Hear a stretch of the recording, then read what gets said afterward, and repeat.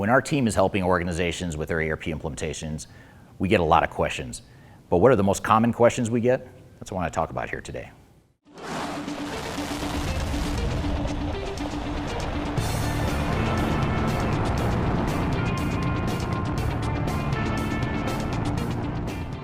My name is Eric Kimberling. I'm the CEO of Third Stage Consulting. We're an independent consulting firm that helps clients throughout the world with their ERP implementations. We help advise them on the selection and the implementation of new enterprise technologies.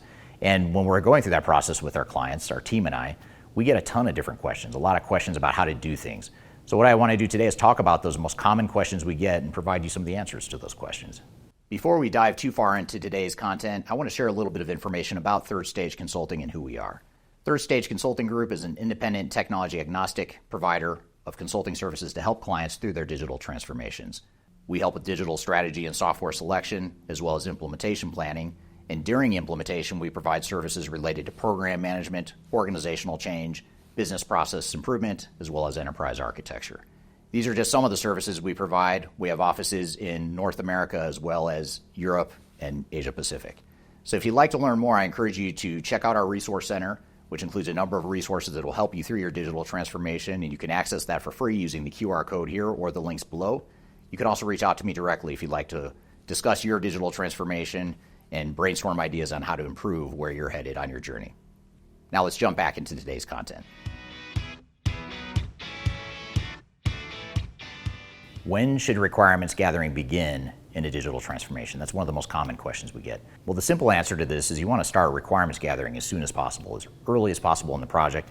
You want to start defining at least your high-level business requirements and your most important business requirements. And this should ultimately happen before you evaluate and select new technologies. Now, in a perfect world, you would actually define all of your business requirements, which maybe there's hundreds or thousands of those requirements.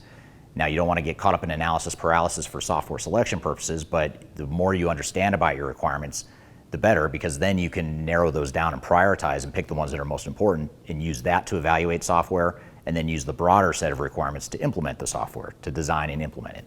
So whichever route you take, you want to make sure that you start your requirements gathering as early as possible in the process, at the very least dealing with your highest priority requirements first.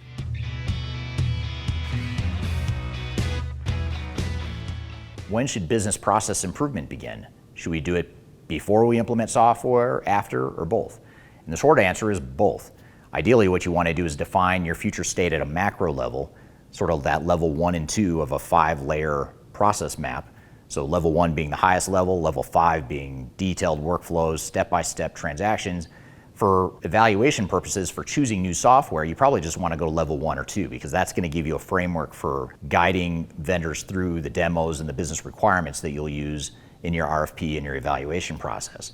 So if you can define at least level 1 and 2 business processes during your evaluation, then when you get to select the software, that's where you start to get down to level 3 and 4 to define a little bit more detail of what you want your processes to be, and ultimately during the design of software with your software vendors where you'd get down to level 4 and 5. Now, one of the pitfalls that organizations fall into is vendors convince them not to worry about level 1, 2, 3, but just go straight to level 4 and 5 and wait until you pick the software before you get to that. And while there is some truth to that, you don't want to skip over levels 1 through 3. You want to define that sort of agnostically of the software so that your business process framework becomes the foundation for how you implement and design your level 4 and 5 processes. But regardless, you want to do a hybrid approach, typically where you start with your business processes early on at a high level for your evaluation, get into a mid-level of detail during the blueprinting and planning phase of your project, and then a more detailed level 4 and 5 level of detail when you start designing and building the actual software itself.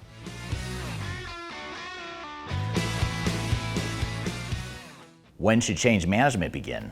This is one of the most common questions we get from organizations, and the short answer here is change management should start now. Regardless of where you are in the process, chances are pretty high you're already behind the 8 ball. You're a little bit too far behind.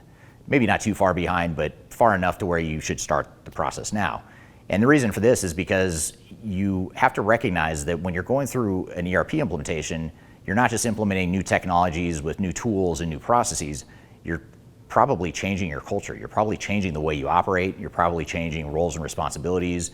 If you're introducing AI, for example, you're probably automating parts of people's jobs. And so you've got to figure out what the organization is going to be when it grows up because those changes to the organization are probably going to take you a lot longer than implementing new technologies. And those changes need to be in place in order for you to get value out of those new technologies. So if you think about it like a project plan, technology is usually a pretty short, compressed time frame on an overall plan. Change management is usually a bit longer, and other steps in the process are longer than the technology itself too. So things like process improvement, data migration, those are two more examples that are typically going to take you longer than implementing technology itself, but change management is certainly one of those. So the sooner you can start change management, the better. And the one thing I would say that you can do now to get started right now, wherever you are in the process, is to do an organizational readiness assessment, to quantify and measure what your organization is today, where the pitfalls and risks are from an organizational and human perspective, and use that as an input to design a change strategy and plan that's very customized to you. And if you'd like to learn more about that, please reach out to me. I can share with you some methodologies and tools that we've used to make our clients successful in this, and I've included my contact information right here below, and you feel free to reach out to me. I'll share some information with you.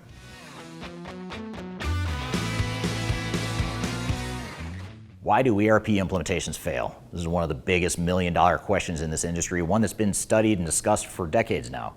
And if I had to summarize in two things, and two reasons that apply now today, and they certainly applied 30 years ago, and I think they'll still apply 20 to 30 years from now, is these two things. First is unrealistic expectations. Organizations don't have realistic expectations when they go into their projects, so they end up shortcutting and shortchanging some of the things that are most important to their implementation. If you think about it, if you have a too small of a budget and too small of a time frame to do too much work, you're going to have to make a lot of bad decisions to force fit an implementation into a box that was never realistic to begin with. In fact, you're going to end up spending a lot more time and money trying to fix it than you would just if you would have done it right from the start.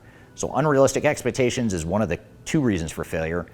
The second reason, and the most common reason, root cause of failure, is misalignment as an organization. You're just not on the same page, you're going in a bunch of different directions, and you're trying to implement new technology when you can't decide and agree upon what you want to be when you grow up. So the way around this and the way to mitigate it is to make sure you spend the time up front before you start designing and building and deploying new technologies. Take that time up front to make sure you clearly define what you want to be when you grow up. What's your strategy? How's this project going to support that strategy? What are your business processes going to be? At a high macro level, what do we want our business processes to look like? And that becomes a blueprint that gives us all a common direction to work from so that we can bring in the right vendor, the right system integrators, the right technical implementation partners to implement technology in a way that supports us in a very aligned way.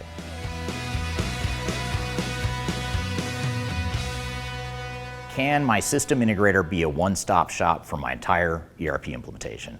That's one of the biggest questions we get in ERP implementations. And I would say, yes, they can, but it's a terrible idea. So the reason for that is because system integrators are very focused and specialized, as you would hope they would be, on technology.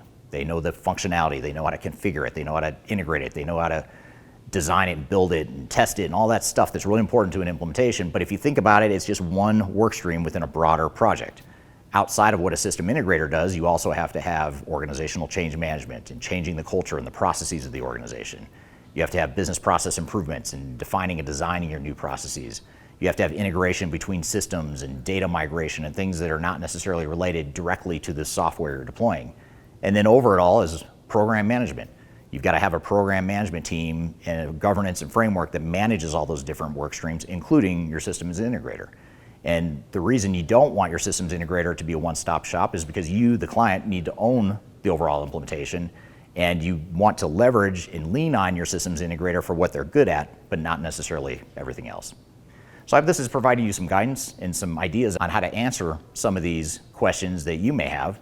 And I'd love to hear your thoughts. What other questions do you have about ERP implementations? What are some of the things that are top of mind for you? And I'd love to hear your comments, so please drop those in the comments below. And if you'd like to learn more about ERP implementations best practices, be sure to download our 2024 Digital Transformation Report. It includes a number of best practices and software rankings and other independent tech agnostic advice to help you through your digital transformation and ERP project. So I hope you found this information useful and hope you have a great day.